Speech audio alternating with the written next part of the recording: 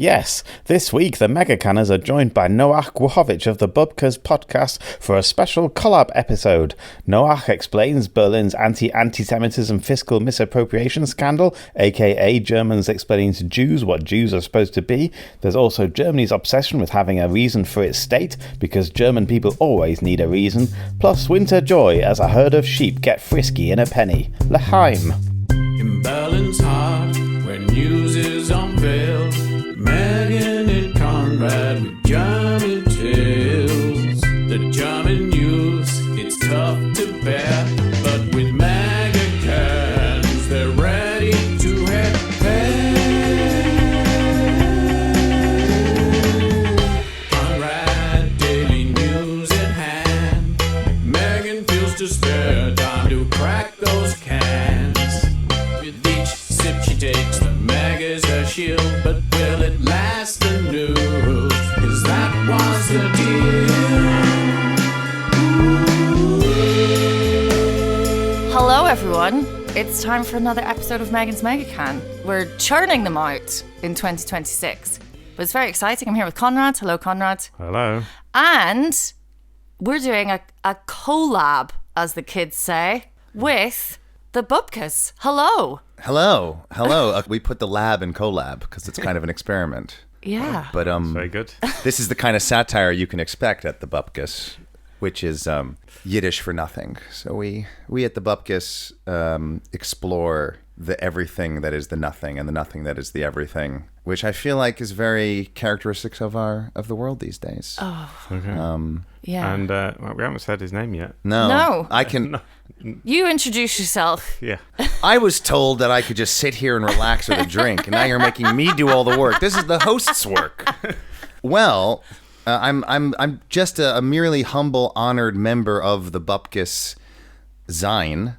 I have to be careful not to reveal how uncool I am by calling it a. No, it's a zine. I already messed it up. It's the other. I already messed it up. Like a magazine. That's why I have to remember. Literally in my head, I always have to say MAGA. Oh, no pun. Oh, that's. I have to say MAGA.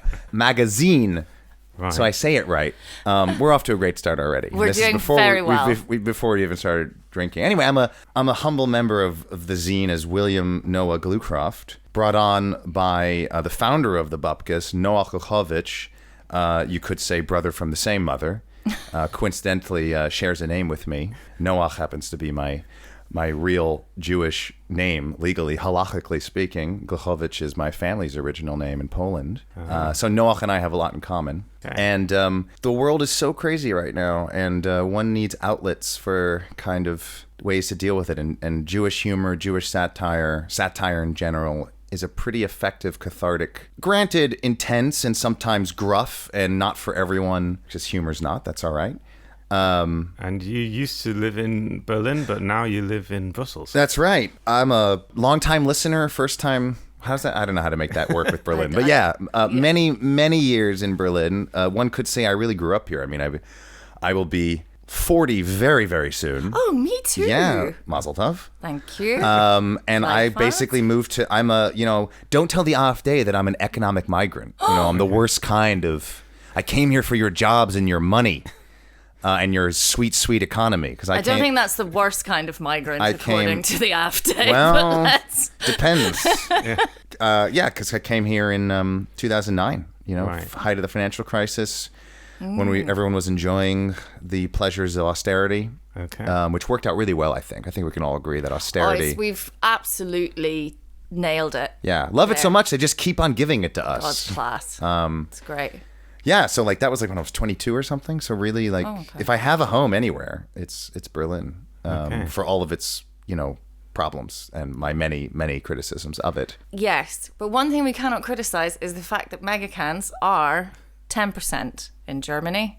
They're not 10% anywhere else. Oh, is this defined differently depending? Yeah. Is this geographic dependent? Yeah, so the percentage that you can put in a canned cocktail seems to be very different from country to country. This is like the Reinheitsgebot, isn't it? There's probably some regulation there about will be what makes regulation. a Megacan. Yeah. In some states in America, you can get 14%, which no one should Whoa! It's It's not advisable. Anyway, you guys have the best one. You have the Suntory grapefruit, which is, I mean, fantastic. It makes me think of Greece. I'm going to try not to spray this all over myself. I didn't drop that one. I did drop the one I have, which is I'm not drinking. Can I just have a 0% caipirinha.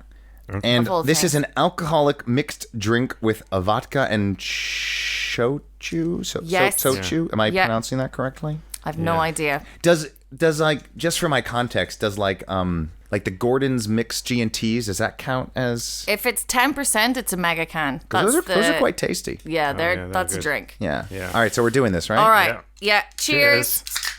Oh, Jesus. Good thing I haven't cut my nails in a few days, so I can actually get under that tab. Oh, it didn't explode. Yeah, Lechaim. Oh, Jesus Christ, that's disgusting. So we have positive reviews are already flooding in.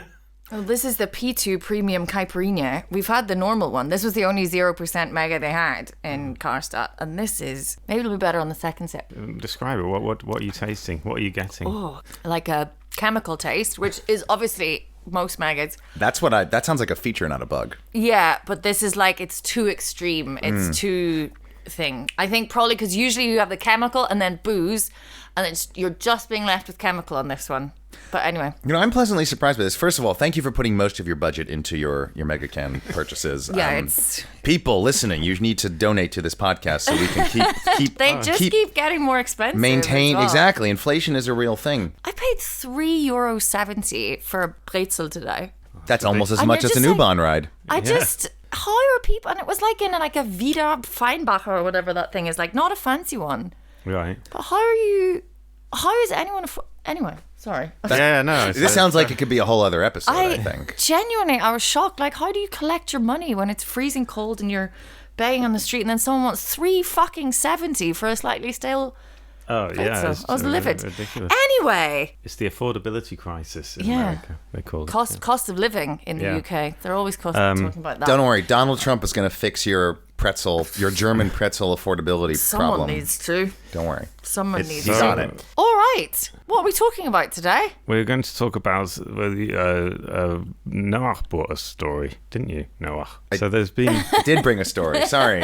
It's very cold outside today, and my brain is still defrosting. Yeah. And you have such a cozy, can I just say that being on the podcast is much cozier than listening to the podcast? Oh, yeah. Oh, that's good. It's a lovely room. Yeah.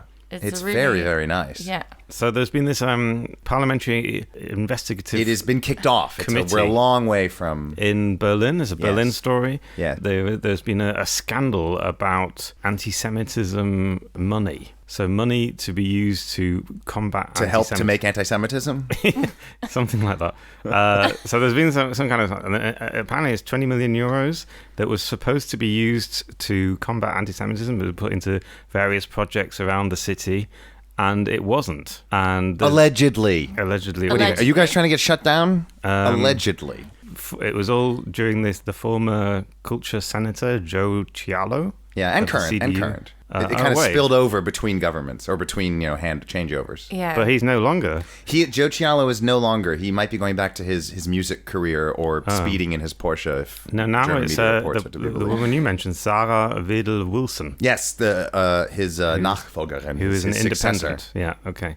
Anyway, but it was under his tenure. Yes. There was this scandal with this 20 million, and it was all about what happened to this money. Take it away. What happened? No. Yeah, so we should first say that misuse of public funds is kind of a specialty in Berlin, for decades, right? I mean, a functioning bureaucracy is not necessarily one of Berlin's specialties. No. But it's... we get to remind ourselves of that every time we go through that fucking shithole of an airport, which makes me so angry every time. And I'm like, I paid for this. Absolute nonsense. It's an adorable it's very quaint, but yes, to that point. Yeah. So but the fact that it has this extra special tinge of having to do with Jewish life, supposed or alleged understandings of anti-Semitism and combating it, makes it extra special for a pathological political culture that claims to be looking out for the Jews, given a certain history that Germany has with the Jews. And so for money to be wasted allegedly although it's looking not all the emails, but many of the emails are out publicly, so it's not looking so good. But basically, after the 7th of October 2023, when Germany lost its collective mind,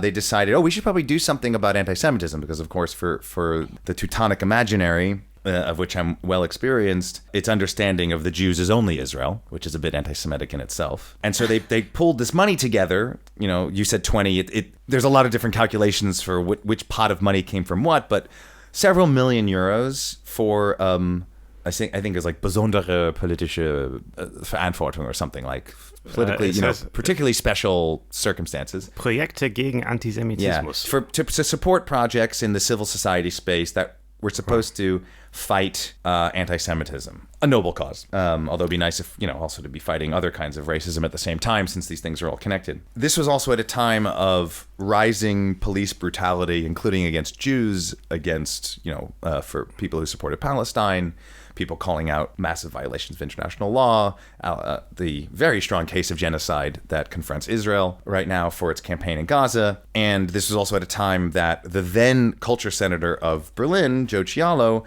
was sort of the public face, the CDU's public face of trying to silence and censor Israel-critical and pro-Palestinian artistic and cultural expression by trying to tie public funding for the arts and culture in Berlin to loyalty to Israel, basically. They tried to push through this sort of Loyalitätsklausel.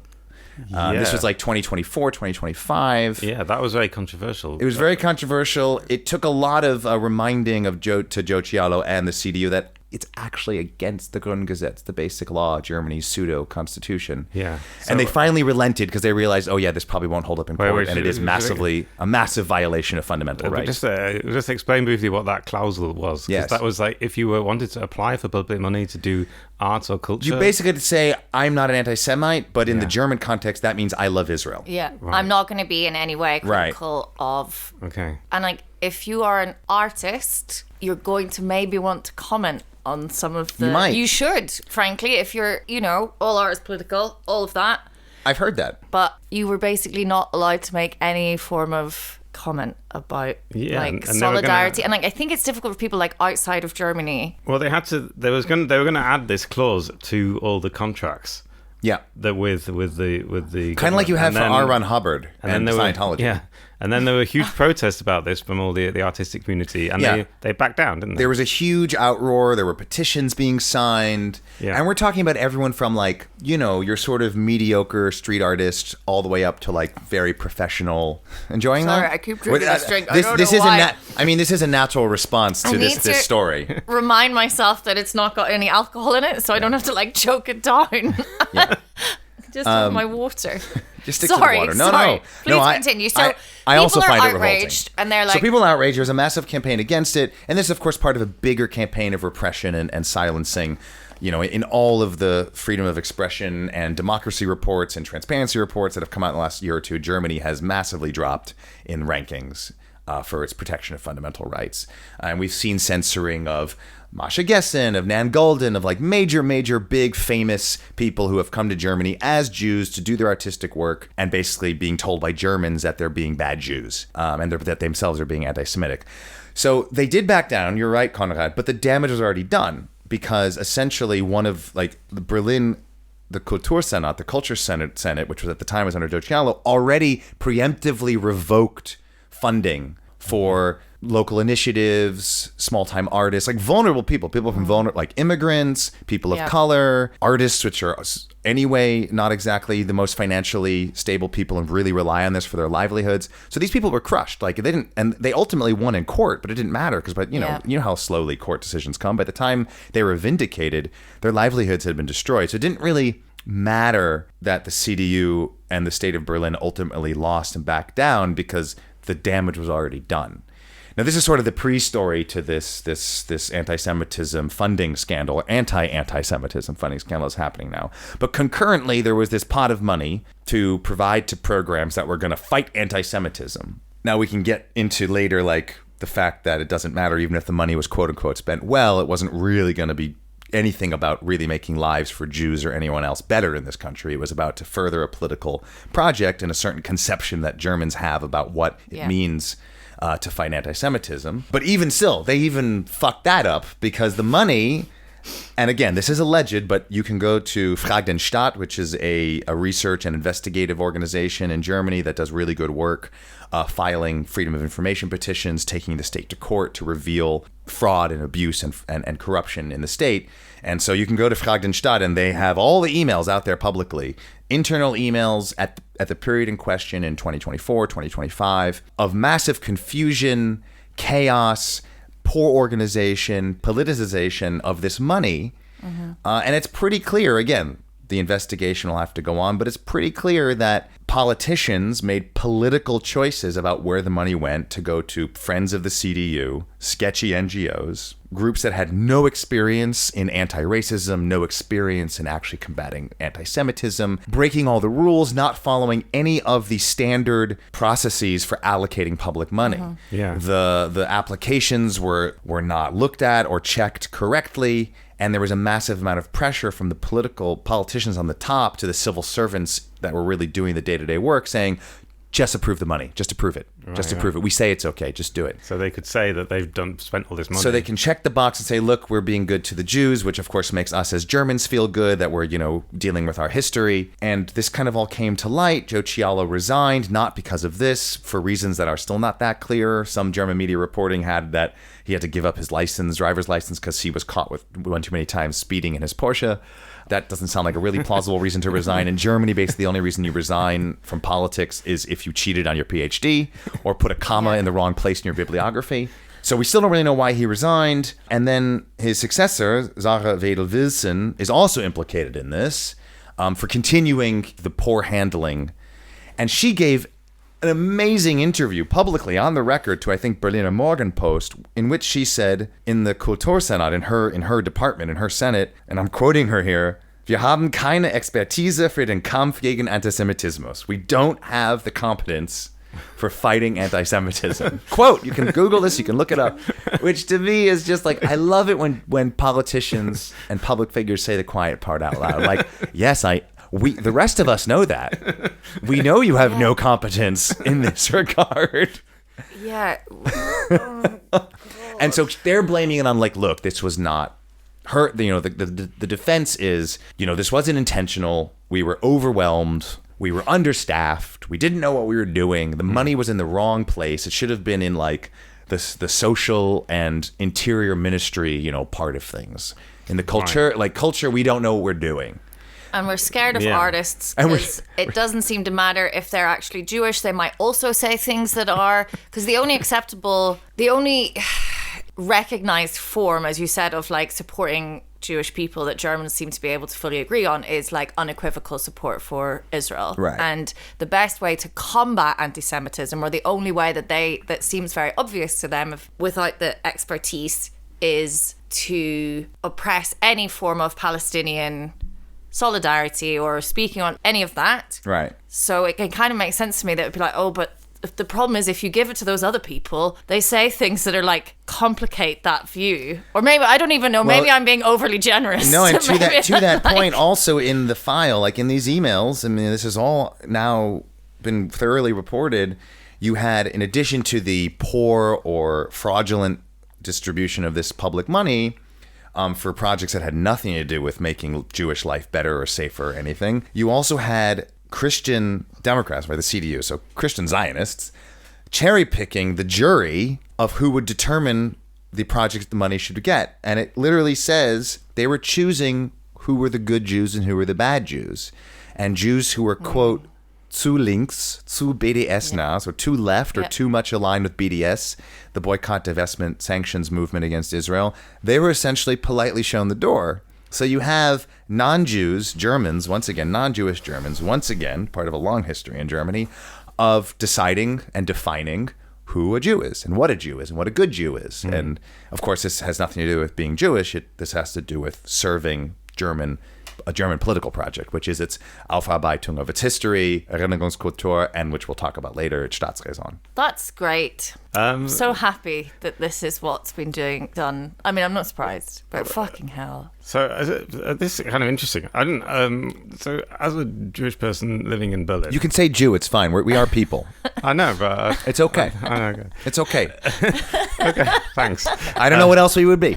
As a Jew, There we go. I know it sounds weird, right? You don't like it. no, But I don't like it. that's just the Well, propaganda. I just think the adjectives make them better because Well, if it's a style choice, don't let me crimp your style. Okay. Well, anyway, but what do you think about sort of the Jewish life in Germany as it is? I mean, the representative organizations of there's the Jewish councils and all those kinds of things. What do you make of the way they interact with public life? And Well, officially, so here's to take a step back, right? Most official organizations in Germany are publicly funded, state funded. So ultimately, everyone is on the state's tab and beholden to state money.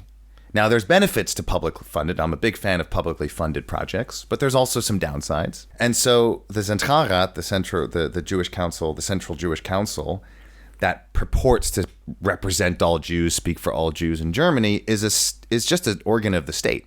So it's actually much more German than it is Jewish. Really? Same thing with the Jewish Museum here in Berlin, right? These are all expressions of, again, Aufarbeitung, of processing its history, of its past in a way that exculpates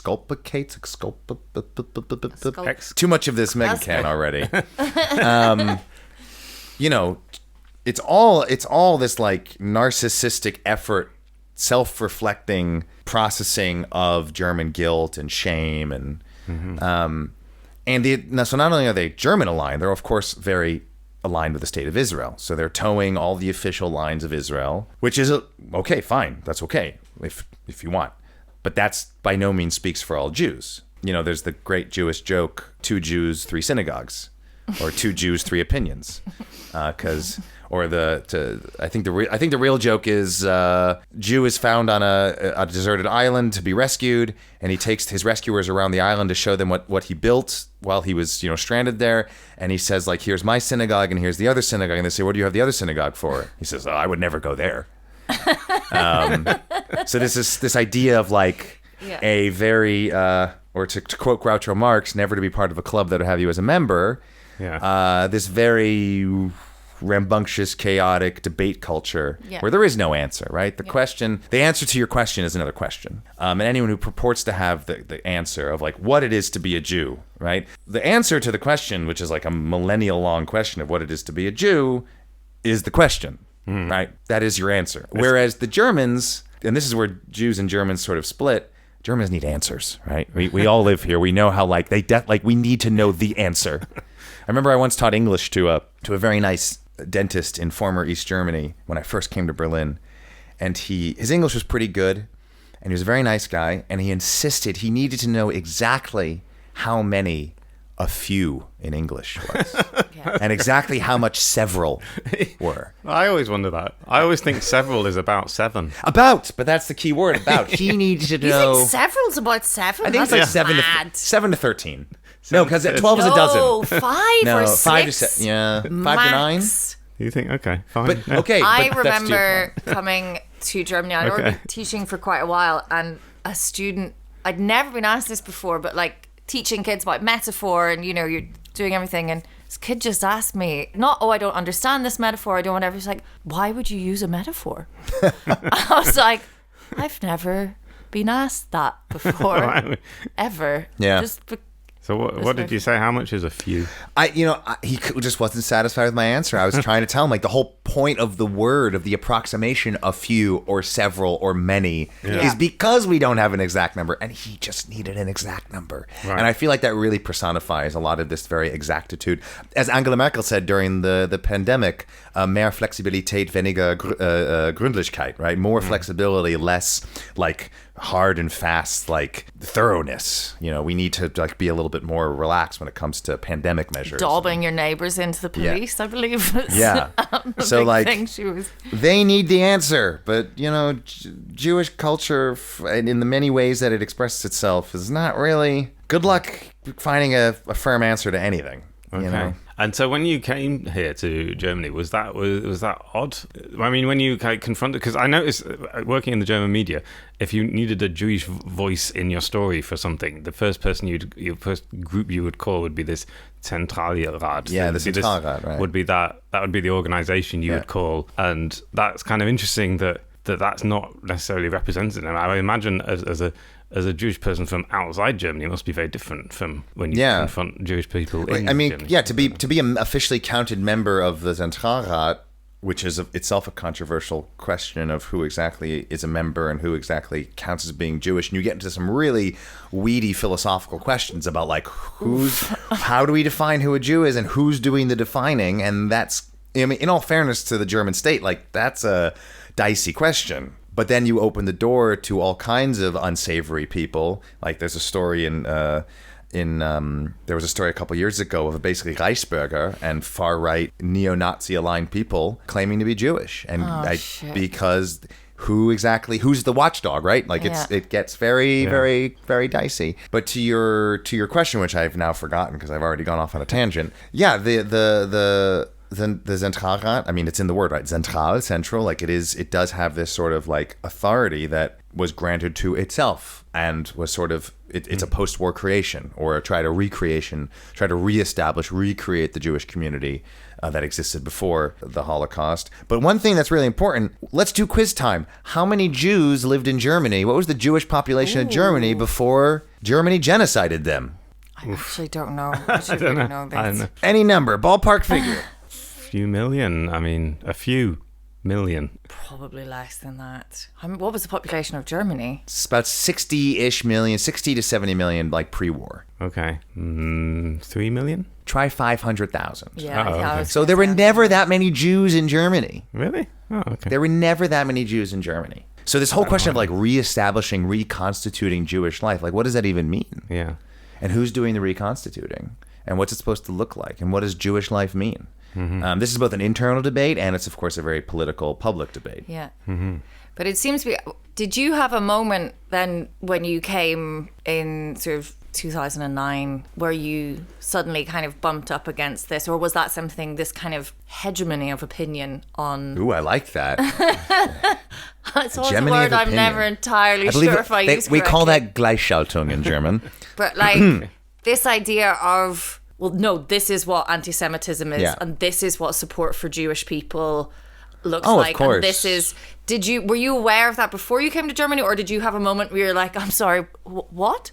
What do you mean I'm not allowed to have this opinion? Or I mean, I have to be only reductionist and broad because, of course, I can't speak to what every single person thinks, and I wouldn't in no means represent everyone, but. There is this, but you must. But I must. But I will you here. You are a Jew. You must speak for all of them. But you better say the right thing. But there's sort of two dominant and very competing thoughts about Germany among the general Jewish community. Specifically, I really meaning the United States, where I'm from, which obviously has a dominant position in the world.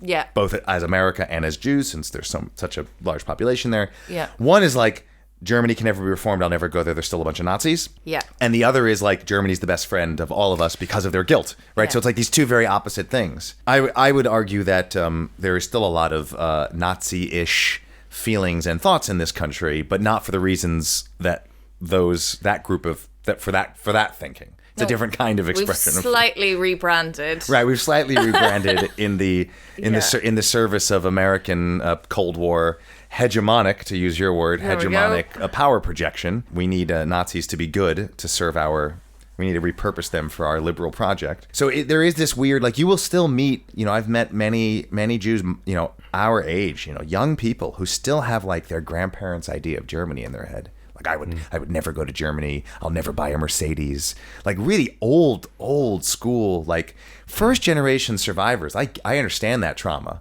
But like 80 years later, you're still like clinging to this collective trauma, this intergenerational trauma of like, I'll never buy a Mercedes or I'll never go to Germany.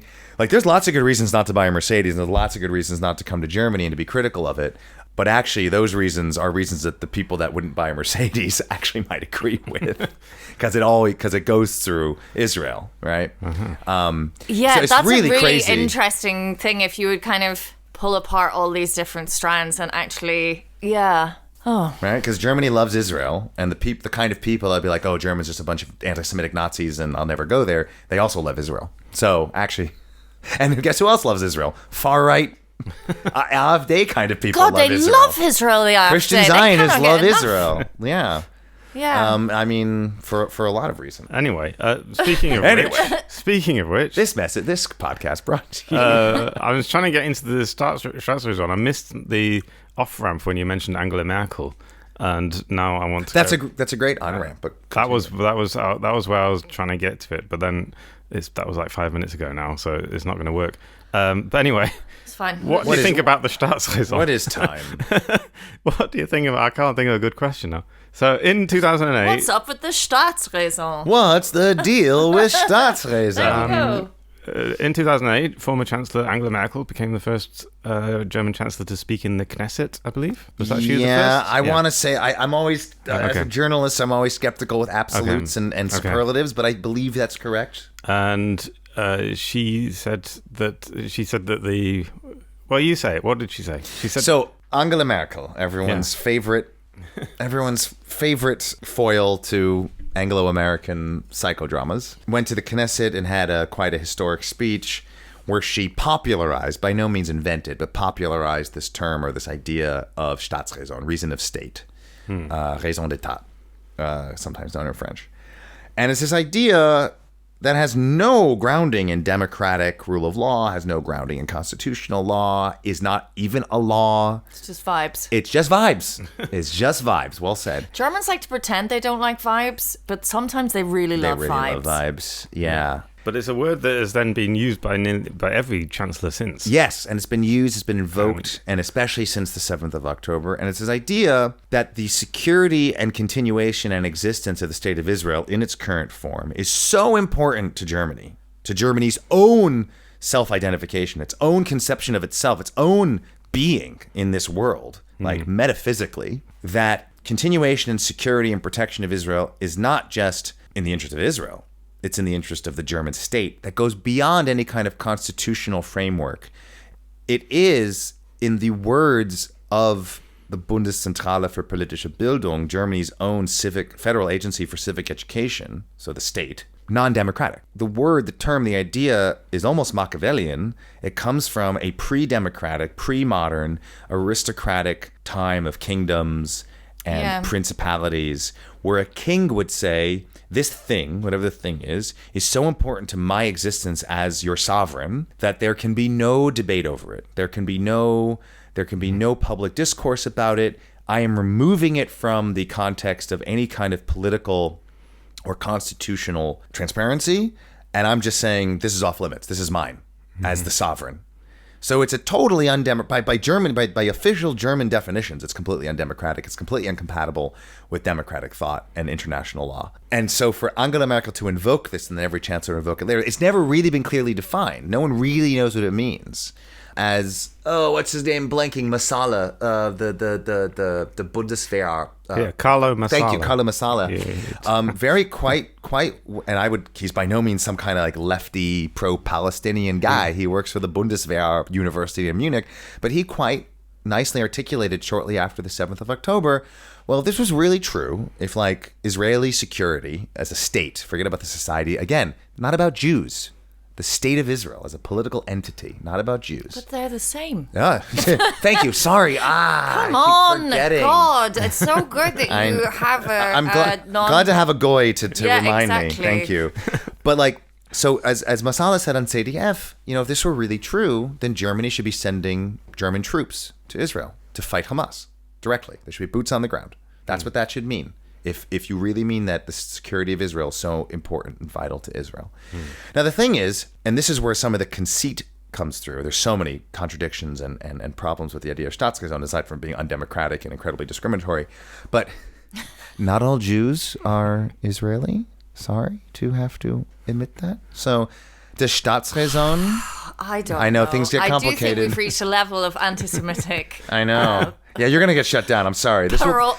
Apologies. This is if you enjoy this podcast, this is its last episode. I'm sorry. I'm gonna be deported. We're actually speaking in exile next.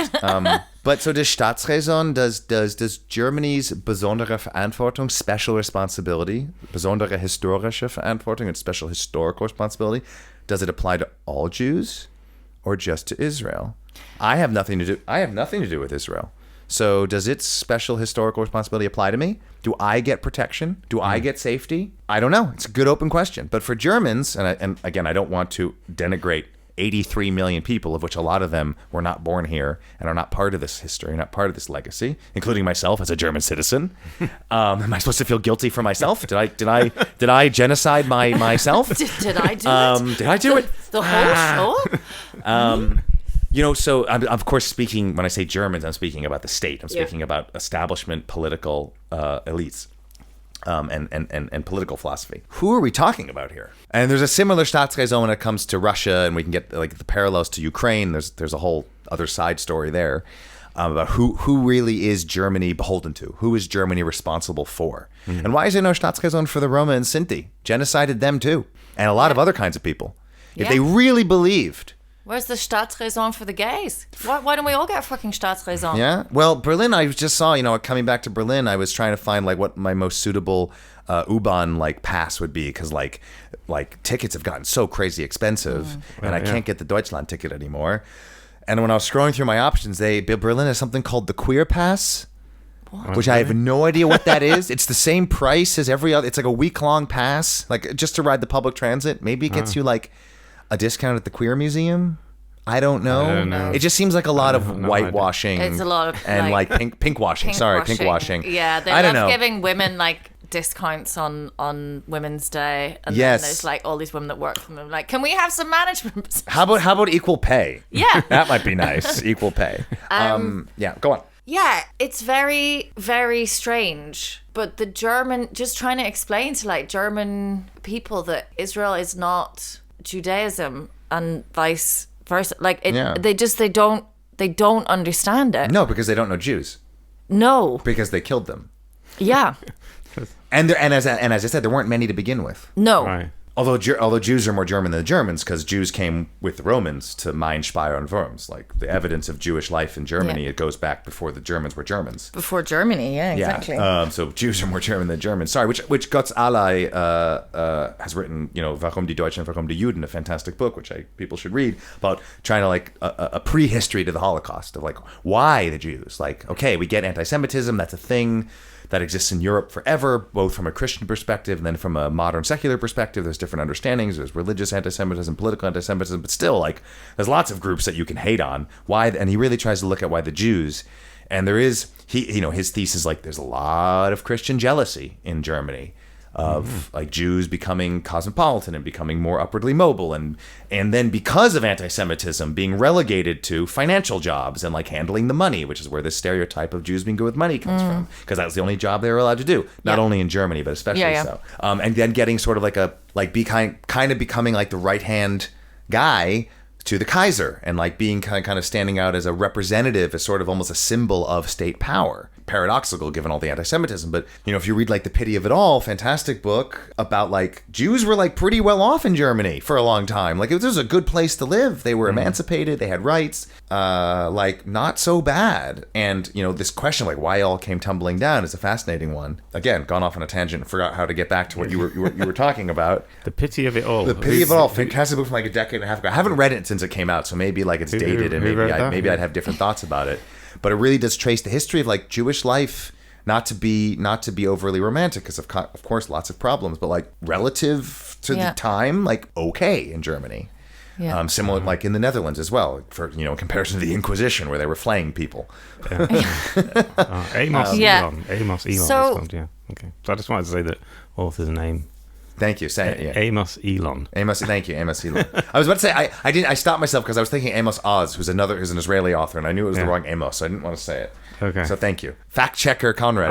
That's like I like doing this. I You like having the answers. It's just I like doing the footnotes of the podcast. I good. Like Someone's when got someone does the thing. Okay. Anyway, keeps us on a straight and narrow. So just because we Keep were it saying kosher. like why has Germany decided that this is their Staatsräson? What like do you have any? Weapons. Oh, okay. Weapons.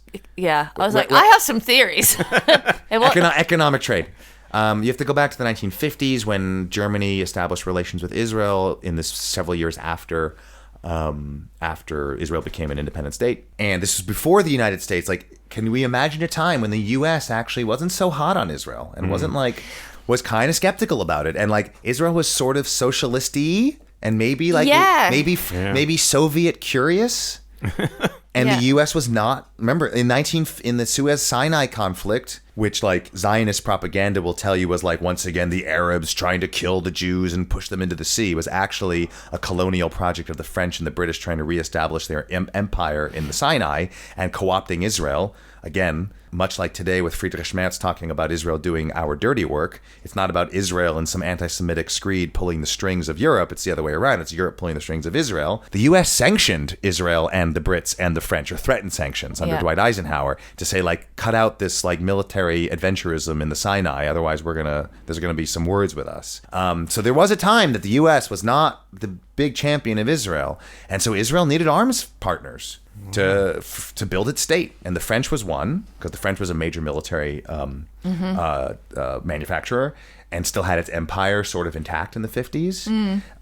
And the Germans were another one. West Germany, of course, West Germany. And so a major part of it, not the only part, I'm of course simplifying a bit, but the major part of it was establish a relation so we can have economic ties so we can sell you weapons. And we're going to dress it up in sort of Erinnerungskultur and Aufarbeitung and doing, making right the history, blah, blah, blah. Like it was dressed up as that. And also to keep the timeline straight, a lot of this sort of looking back and memory culture is pretty recent. Yeah. Like Germans didn't start talking about the Holocaust until their fucking kids made them do it. Until the Americans made them do it. But also, and Germany also established one of the biggest sort of arms industries in Europe and in the world. Really. Huge arms industry, because this is where sort of the Israel revisionism and the Cold War revisionism overlap. This whole idea of like Germany was once this demilitarized state that was peaceful and pacifist, and West Germany had for about half an hour. Yeah, West Germany was a linchpin of NATO defense plans against a war with the Soviet Union. It had a major army. The United States and NATO relied on West Germany for being sort of that first line of defense if the Soviets came across the border, or vice versa. So to your point, major. I mean, weapons, realpolitik, balance of power in the Cold War is a major reason that Germany started this sort of relationship with Israel. And then I think it's just a much easier thing to be able to do, isn't it? Than deal with a really horrible, traumatic past that you can't get over. And like, how do you combat? We don't, as we say, we've got no expertise for actually doing it. No. In Berlin, like we don't know, and we don't want to listen to we can't actually listen to people who do have the expertise, because they're going to want to maybe bring in Palestinian, like or something, or like Muslim. We can't do that. We can't compute. So no Israel, and then we can all tuck ourselves into bed at night. Oh, who's reading us a bedtime story? Werner Herzog, I hope. Go the fuck to sleep. No, exactly. I mean, the answer is fight racism, fight a pedantic idea of who belongs and who doesn't belong, right? Like the prehistory of the Holocaust it became about hate, but that was just sort of the political rhetoric to whip people up, to convince them that like I can kill my neighbor because he's lesser than me. But the real, like the beginning is this pedantic idea of Ordnung, of like who belongs, who is in, who is out, who's the other, needing to define very, very, very precisely these sort of ethnic categories, dare I say ethno-national categories, which we see today in the state of Israel as an ethno-national state. So that's how we do it. But of course, that would require a much more democratic and universal system than not only Germany, but in the West, and the so-called liberal rules-based order is all about. Yeah, and the problem is that because we're now seeing exactly the same rhetoric, almost word for word, being used to talk about the Muslim population in Germany, particularly the Arabic Middle East, and what we seem to have learnt from, or not learnt, no one's learnt anything, but this imported anti-Semitism, which is in big quotes there, which is a word that like Germans will literally say with a straight face, talking about anti-Semitism in Germany, like it would ever fucking need to be imported. Yeah. Is now like another reason for the mistrust and othering of Muslims, because there is this conception that because of the conflict in the Middle East, like they have anti-Semitism just baked in. Yeah. Which is, as Norman Finkelstein said very, very succinctly, and you can check this on YouTube, at one of his many public events, when he was challenged by a Zionist about like how much they hate us and they just want to push into the sea and all Muslims are Hamas and all this bullshit. He said, well, you know what? When we make everything about Israel, right, we're actually making real anti-Semitism worse. Because if we're tying the Jews, all Jews, regardless of what they think and who they are and where they're from, we're tying all Jews to Israel, and Israel does shitty things, well, you might understand, not justify, but you might understand why someone will be pissed off by that and take their anger out at Jews. And if you're going to fly an Israeli flag in front of your Jewish institution, what can you expect when you're showing a political symbol like that? And this idea of, and to go back to what Norman Finkelstein was saying, if the only thing you know as Jewish is Israel, yeah, then you're damn right there's going to be a lot of anger, and some of that anger is going to be violent.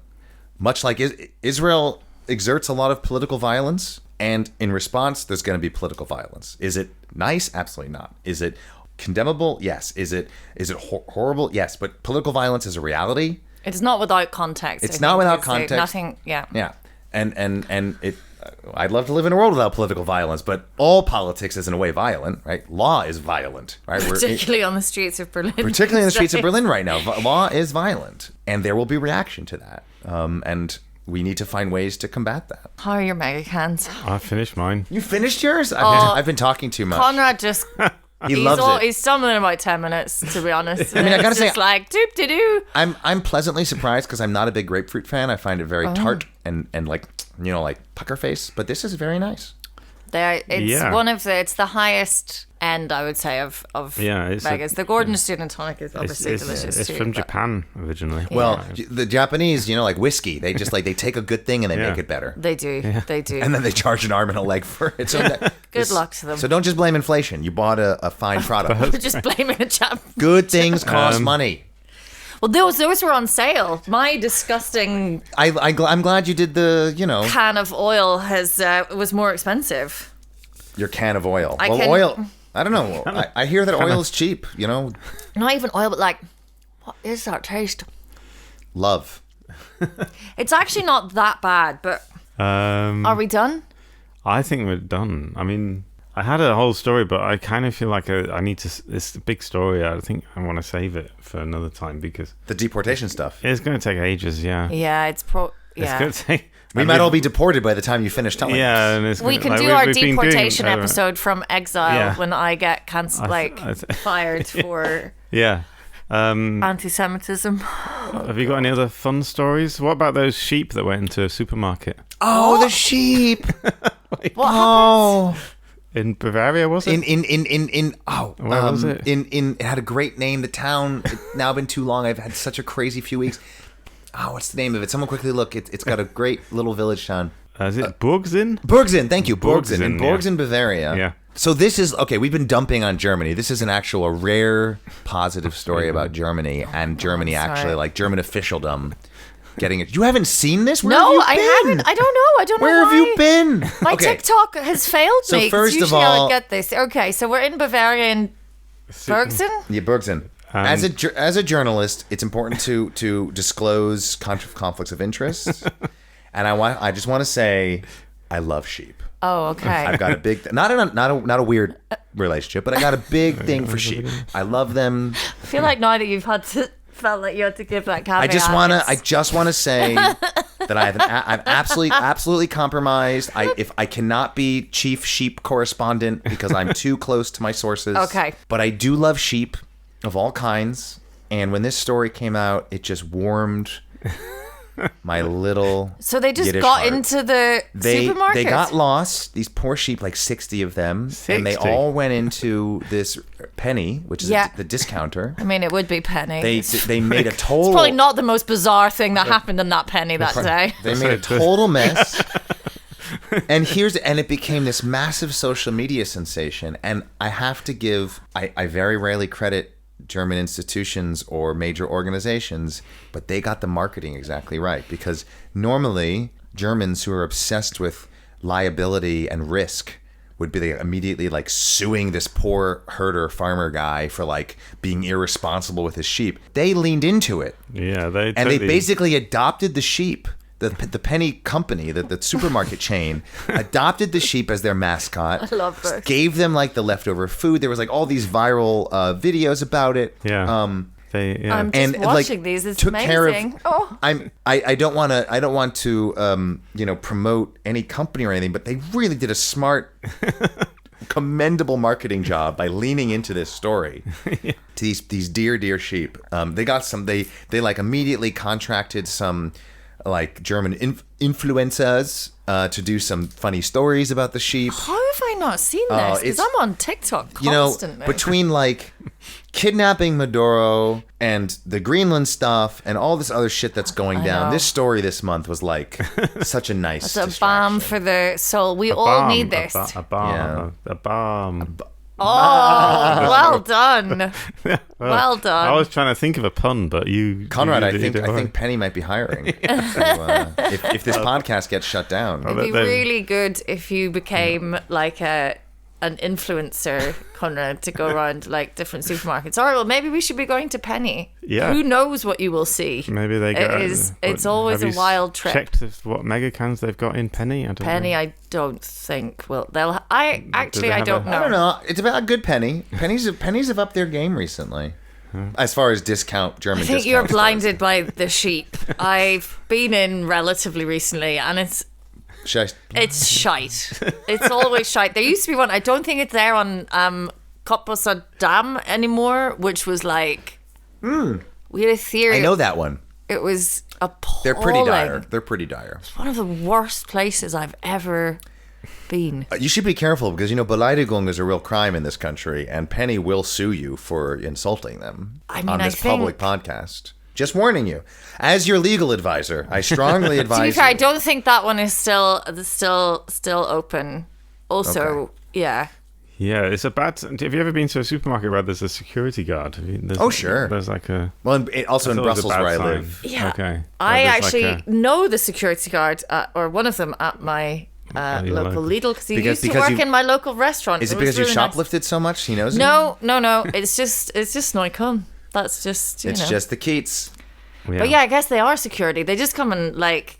They get really into your business because they're like not German. So it's great. They're just like... Got their security button, they're like getting you through quicker. We've got self-checkout now. I think they're bored. So self-checkout is a pretty big revolution. I love it because Germans don't trust it. So there's like massive queues for the thing, and I'm like, well, I'm here all night. I'm sleeping here. You're not going to get rid of me. Okay. I'm in this very comfortable chair. Yeah. I still got this mega. You got so much energy. I don't know what else do you want to talk about. I mean, the Teutonic Imaginary really revs me up. What's Brussels like? Yeah. In comparison, because I like Brussels. Brussels is great. Yeah. And why did you move there? Why didn't you like Berlin anymore? Why did you abandon us? Why would you leave all of this? Why would you leave the police repression? It was time. Okay. Basically, I got my German passport in 2021, and I knew that I was sticking it out in Germany, at least till I had EU rights. And as a journalist, as a foreigner, even when your German is great, it doesn't matter. There is a very low ceiling of what you can do in this country, and specifically in Berlin. Berlin's a great place to hang out. It is not a great place to do stuff and get things done. And it's a very low bar, especially if you're in media or anything public facing. You're just not, the integration just impossible. You're not going to get a job. So the ceiling's very, very low. You're kind of pigeonholed into very certain things. So the opportunities are not great. Brussels is if you're working in English, then the next logical play, and you don't want to go to the rat race of London, and you want to stay in the EU, then Brussels is like your next best bet. Where of course everything's happened for good for good reasons and bad reasons. So and just in the year and a half I've been there, the opportunities are immense. Like the networking is better. I'm speaking professionally. Like there's a lot of great things about Berlin that I enjoy hanging out, seeing my friends, doing a lot of cool stuff. Phenomenal museums, theaters, etc. But like in terms of doing anything professional, especially in the work that we do, Brussels has just way more opportunities. The city is great. It's way more working class than I thought it would be. That's it's the way impression more, it's I way got more when down I got to earth. went to Brussels. I was like, I thought it was all going to be like slick EU kind Yeah. of boring, but it was like, ooh, this is kind of gritty. It's really in a like nice I mean, way. it's as dysfunctional as I think it's even more dysfunctional than Berlin. Berlin's kind of gotten its shit together in the last few years. Brussels is a total nightmare. Hasn't had a city government in 600 days, let alone the federal government always collapsing and needing a year and a half or two to get together. Yeah, it's a I total thought- nightmare. Didn't Belgium beat the record of Northern Ireland of not having a government? Well, I think it beat its own Was it record. like- Yeah, they did actually, and I was having the kind of Belgian thing because I'm woefully ignorant, like explained to me a while back, and I was like, "Wow, this is the same. It's the same.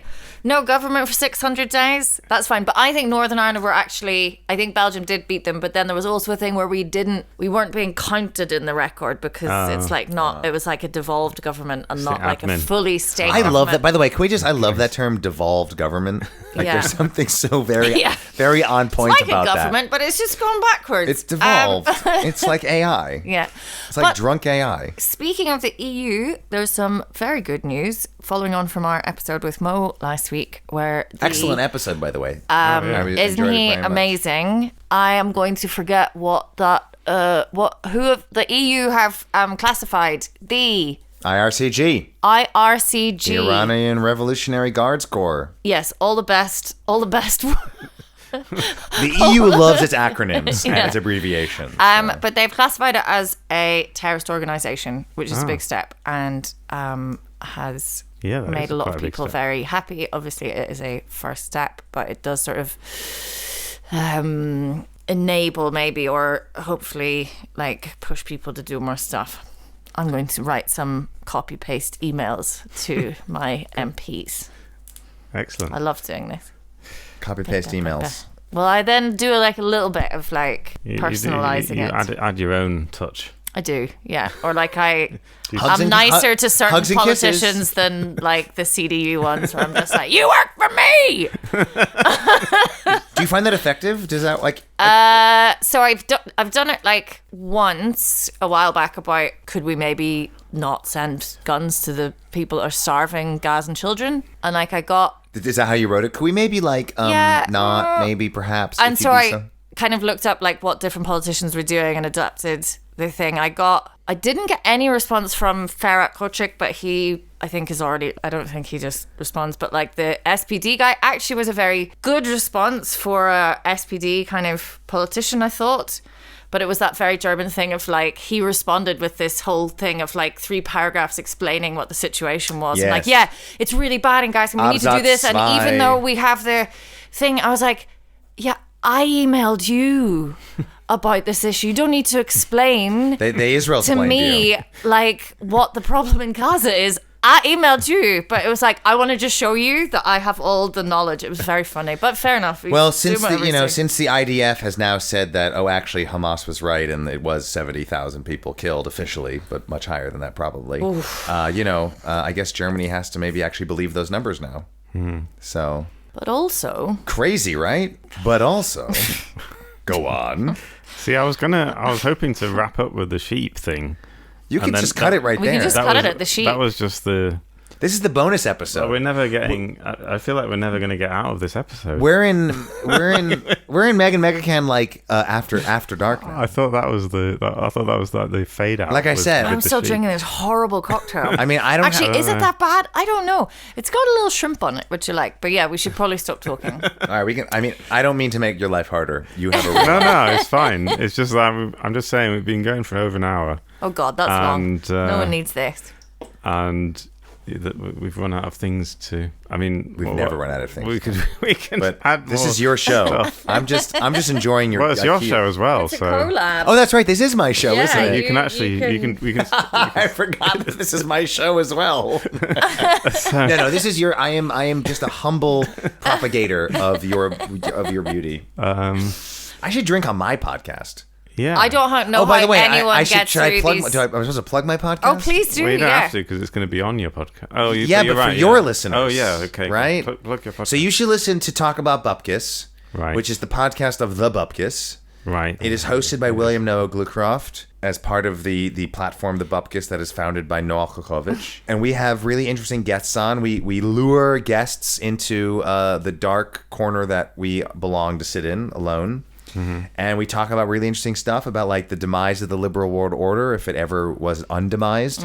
The corruption, the question of the Zionism and these sort of issues that we talk about today, and just other interesting stuff. We had a great episode about like Jews in Finland who fought side by side with the SS in against the Russians. Blimey. Only documented case of Jews in the SS knowingly being allies. Because Finland was a nominal ally of Nazi Germany against the Soviet Union. So there's instances of Finnish Jews fighting in the Finnish army with their allies, the Nazis. So that was one great episode. I got a forthcoming episode about coming out with an artist in London about how we are all media. Mm-hmm. All of us are media. I'm not smart enough to really understand it, but it's going to come out soon. Yeah, we got stuff about Brussels. We really talk about, the unending... of the end of history. Your last episode was called The Garden of Brussels. That's right. Talking to Shada Islam, fantastic lady, real mensch, and real insider of Brussels, talking about exactly these kinds of questions about how racialization, class, gender issues play into European politics, and how the EU is maybe not the nice, cuddly, democratic, emancipatory, inclusive place that it likes to think it is. So. No, but the important thing, if we've learned anything, it's not about the actual work that we do for these greater goals. It's about how we see ourselves as fulfilling those. Making sure that we are on the right side of imperialism. So, which is what Europe is currently grappling with. That it's actually maybe not. Oops. Yeah. Yeah, I'm surprised you haven't started drinking on your podcast by now. Yeah, well, unfortunately my guests are usually from afar, so I don't have this pleasure of being with them. Yeah. Usually, You do like my last online. episode was I had the pleasure of being in person, but often it's connecting to people in the U.S. or somewhere else in the EU or the U.K. So it's like the nice thing about being very Berlin focused is you have people here, Yeah. which is much nicer. Yeah. And a much nicer setup. I gotta say, very I nice. envy your Little thing. situation. Well, you can come back anytime. Really? Thank you so much Yeah. for being I'm on. happy This to has come been back. Yeah. Can I? Fascinating. Be careful what you wish Really for. good. You might not No. just show me. You might find me like sleeping on your sofa in the morning. It's No, not it was my brilliant. sofa. Thank you. That Work was really away. good. It's a beautiful sofa, by the way. It's very cool. I like it a lot. Oh, yeah. It's called River Island 2. I mean, if anything, at least I got a drink. It's got a out of it. name. Yeah. Okay, thanks Thank very you much. very, very that much. was brilliant. Really fascinating. And listen to the Bupkes and Yeah. listen And to us as subscribe well. to the Bupkes. And Yes, subscribe, and yeah. subscribe. Listen and subscribe, which we probably should say more often. It's not Yeah, a we phrase should that say I say. You folks are doing a good job. Thank thank you. you. It's the booze. That's the only reason we're here. I'm livid because I'm not having any. Thank you very much. Everyone stay safe. Keep Okay. your head. My mother will want me to say this to all of you. Keep your head over your feet in Berlin, because otherwise you'll go on your bum. Hi. Bye.